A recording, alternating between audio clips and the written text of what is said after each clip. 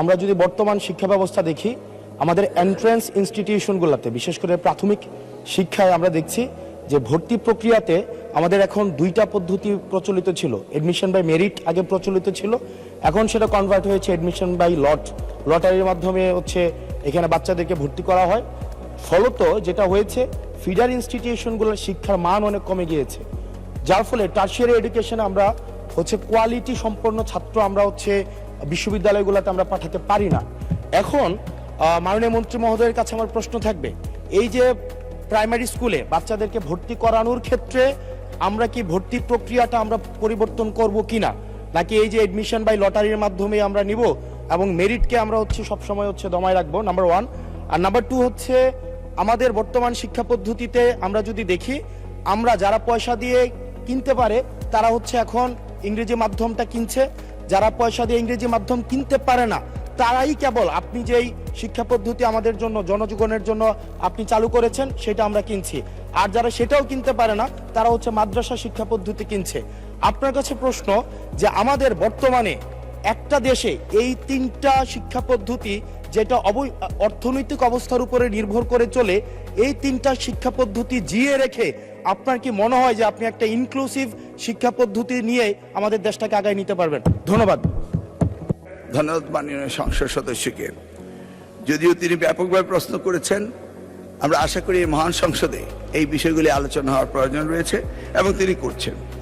মূলত আমাদের দেশে শিক্ষা ব্যবস্থার জন্য রুরাল অ্যান্ড আরবান এই দুইটি সেকশন রয়েছে। এখন গ্রামীণ জনপদে যে প্রতিষ্ঠানগুলো রয়েছে সেখানে প্রি প্রাইমারি স্কুল রয়েছে এবং ছাত্র সংখ্যা এতটা কম্পিটিটিভ নয়, সেই কারণে সেখানে ভর্তি সমস্যা তেমন একটা হচ্ছে না।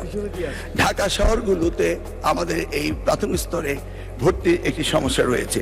এই জটিলতা নিরসনের জন্য বিগত সরকার লটারি সিস্টেম করেছিল, যেটা আদৌ আমার মনে হয় না যুক্তিসঙ্গত।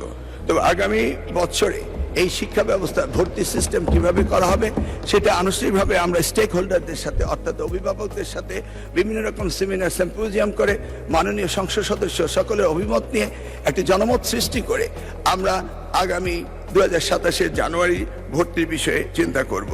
তিনি আরেকটি বিষয় উপস্থাপন করেছেন, আমাদের 3 ডাইমেনশনাল যে শিক্ষা ব্যবস্থা রয়েছে সেটাকে সমন্বিত করা।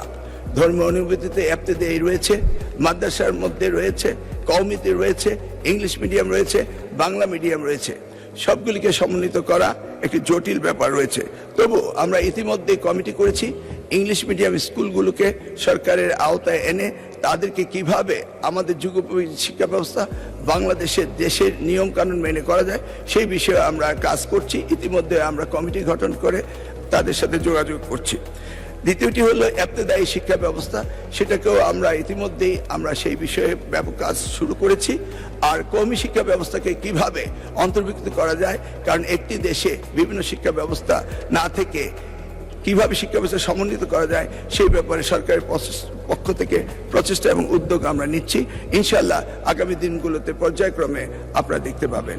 আপনাকে অশেষ ধন্যবাদ।